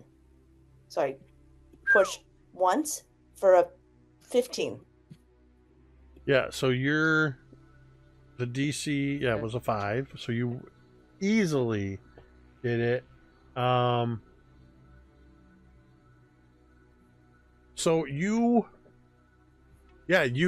sort of reach forward and just kind of push your foot, like you said, you push it up against the dashboard, and maybe you like put your foot up next to where her foot is on the dashboard, and your foot just goes right through the wood. Ooh. And Yep. you see her kind of glance down, and she looks up, and then she does a double take as she looks down, and all of a sudden just whoa, and she immediately hops down off of the seat of the wagon, and as she drops to the ground, you see that she's got this rifle in her hands, and she's not pointing it at you, but she's holding it in front of her, almost defensively, like this. Oh God. All right, listen. Whoa. Amelia, what is going on? And Amelia, well, Poor Amelia. Dude, Amelia is like, hold on, hear me out. there's Slow down. there's a lot more going on here than just strange doors at the lighthouse. It's okay. We can trust her and her friends. And she kind of looks... I'm only doing this because you need to be okay with a lot really fast. If you are going to come into this and help us at all, we can't have you have this be very shell-shocked. We've had this happen in the past and it didn't turn out as great.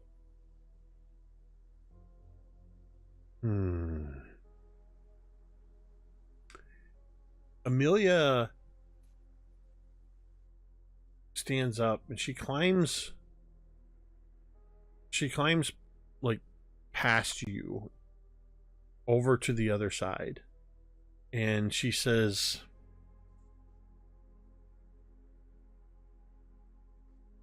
to you, Jessica, do you trust me? Yeah? She holds out her hand. Take my hand. Jessica pauses for like a second. She looks at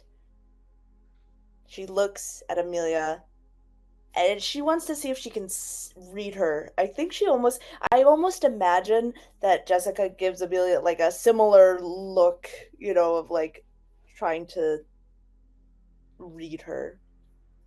Okay. Yeah, make a charm roll. Okay.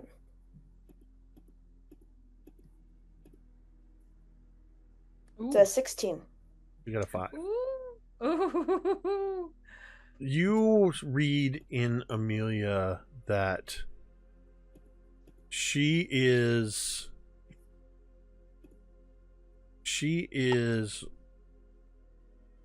it's like she's let something of a defense down, and she's preparing to show you something that she's been withholding.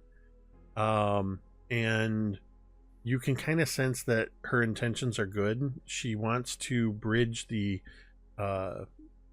lack of understanding between you and Mouse. Okay. Yeah, with that then, she is going to take Amelia's hand. As she takes hold of your hand, she reaches over and holds her hand out to Mouse. And you see Mouse kind of looking at her skeptically, and she's still holding that rifle. And Amelia looks at her and she goes,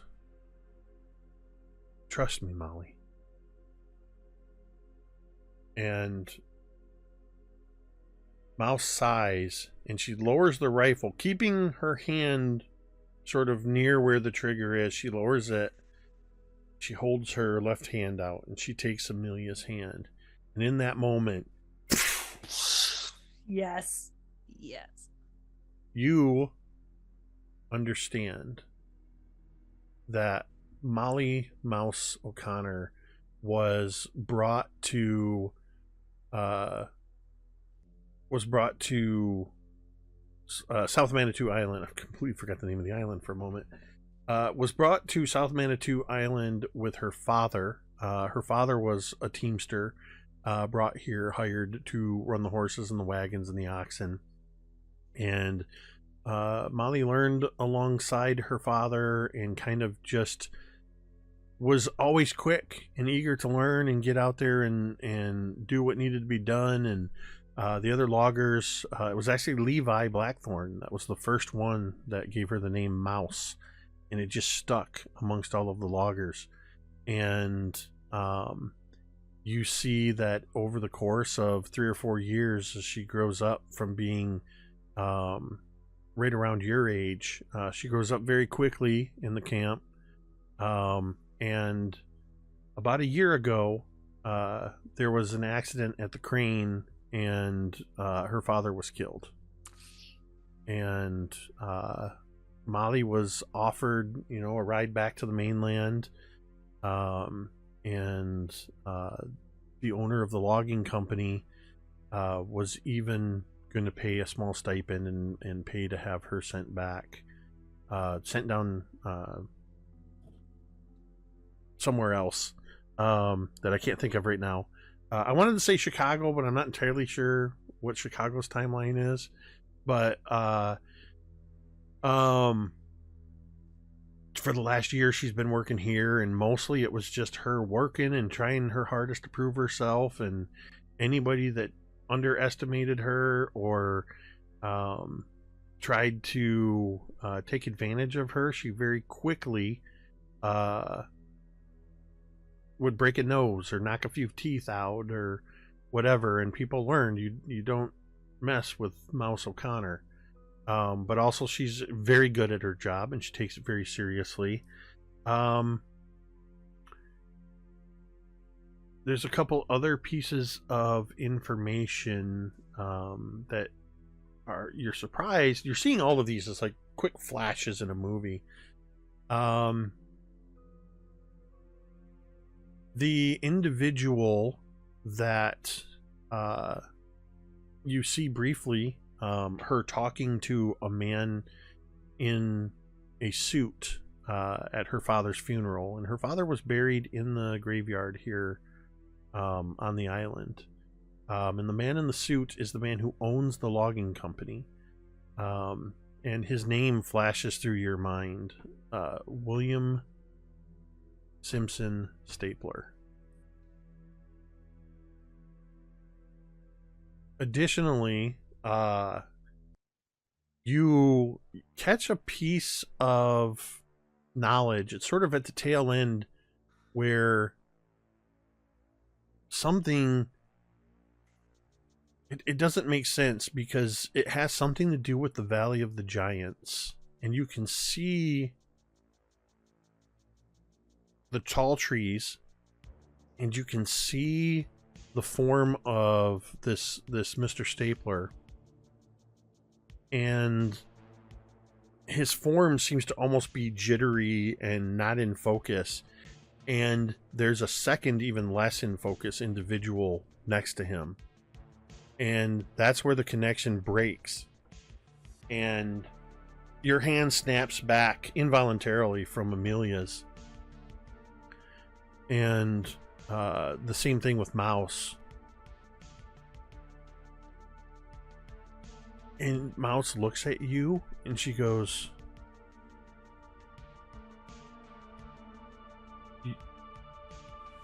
"You're from the future."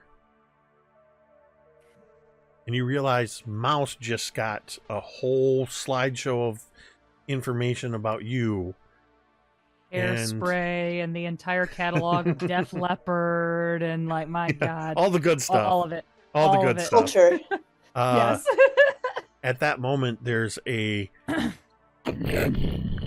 small rumble of thunder, and we're going to cut back to the Valley of the Giants.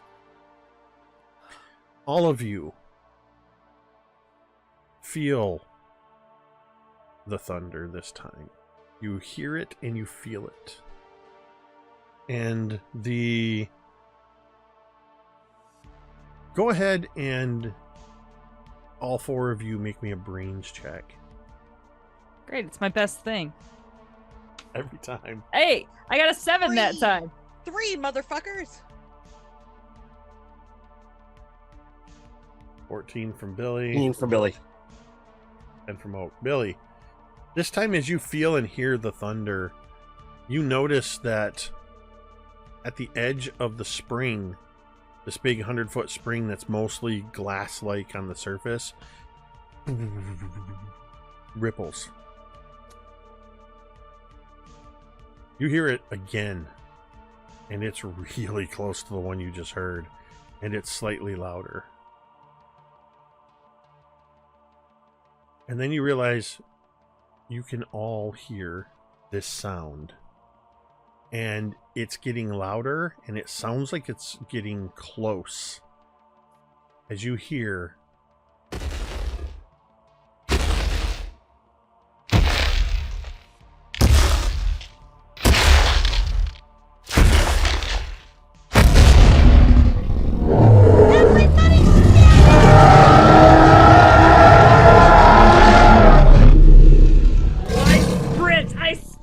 The woods. Fuck this. As I am out. You see through the giant cedar trees a massive T-Rex.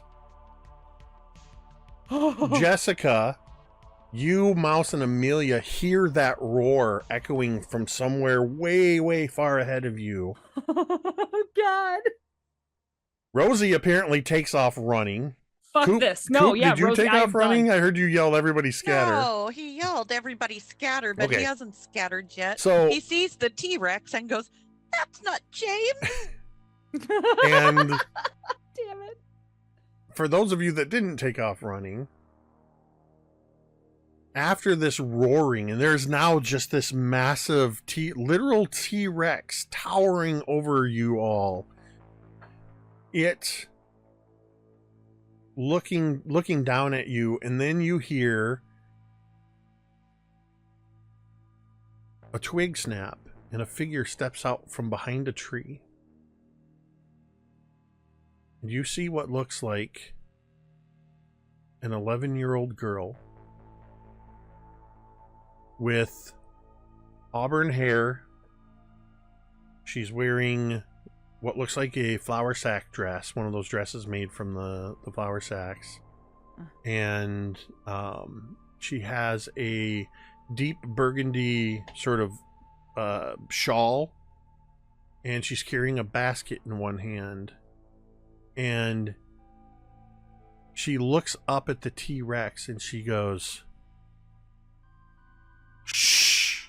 That is no way to talk to our new friends, Mr. Grumpy Pants." And that's where we're going to end tonight's session. Oh my god. No, my god, dude. You're really let's getting say, Just when you think you know where I'm coming from, I give you a dinosaur. T-Rex. Dude, I love it. Did So not see wacky. that coming. Well played. Well played. Absolutely not.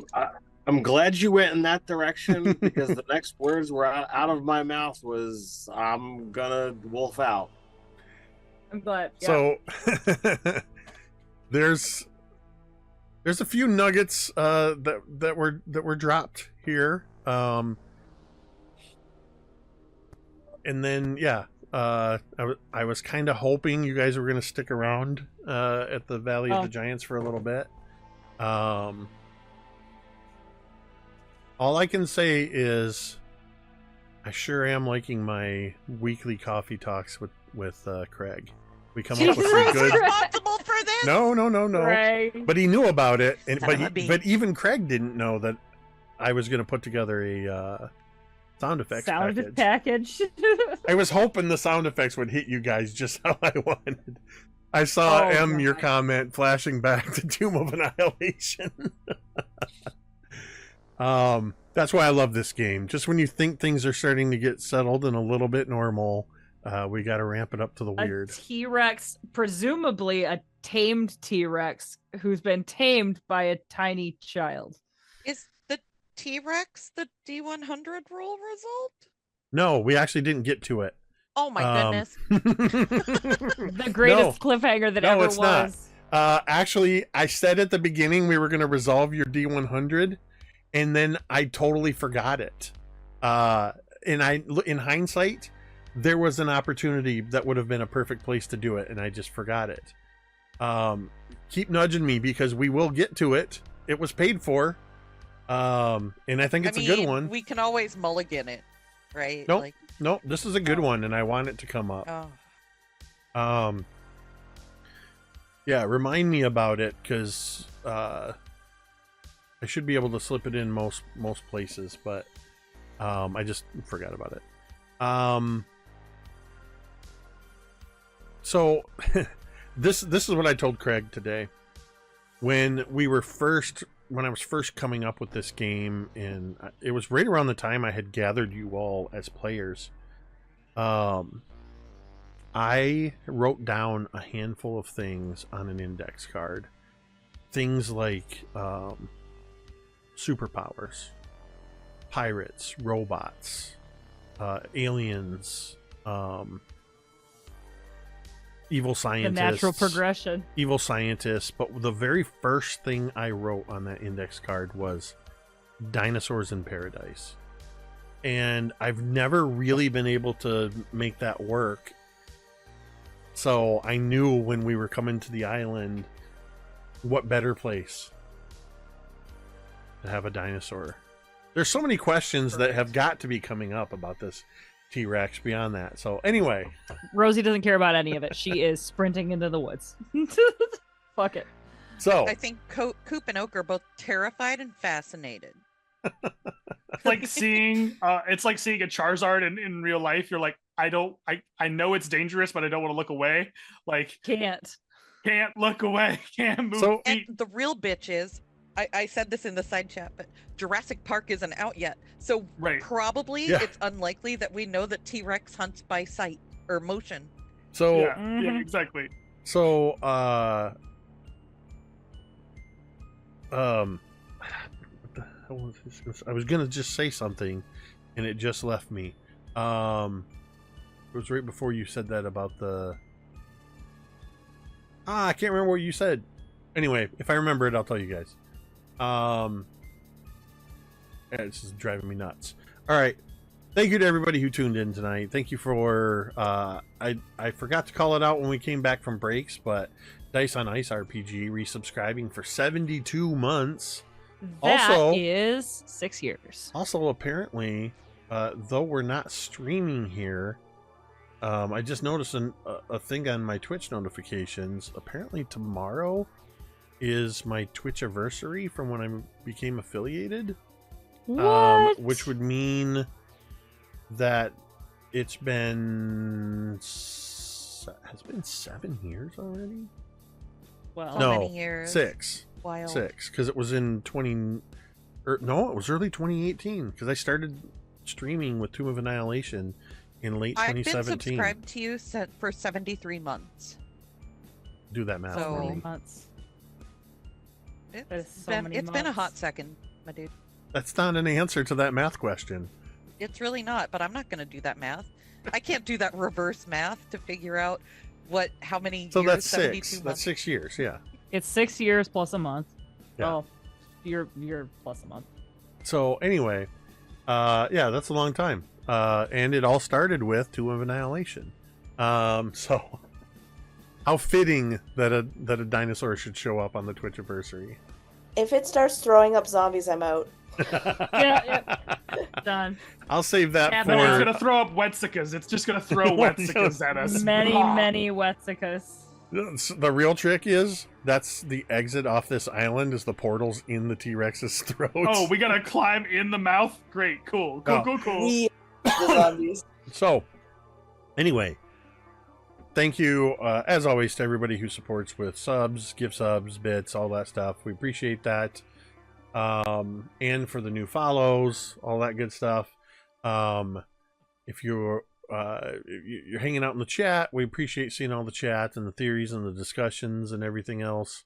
And if you're somebody that likes to lurk quietly in the background, or you're watching later with us on the VOD, know that we appreciate you as well, and hope you've enjoyed this stream. But I gotta say that the best part, of course, is these wonderful friends sitting around the virtual table that we get to tell these wonderfully weird stories, where you can be in 1855 on an logging island in Michigan, knowing you're all from the future, meet interesting people, get transported through weird doors, and have a little girl's T-Rex roar at you. So a huge, tremendous Typical thank Thursday. you to Chad, D'Amico, Carrie, Ted, and though he's not with us, he was definitely with us in spirit, Jeremy, without whom this would just be me talking to myself for a couple hours. With that, we're going to go ahead and end this stream the same way we end every stream, and you can say it with me if you want. It's a dare. Trees are wood, dude.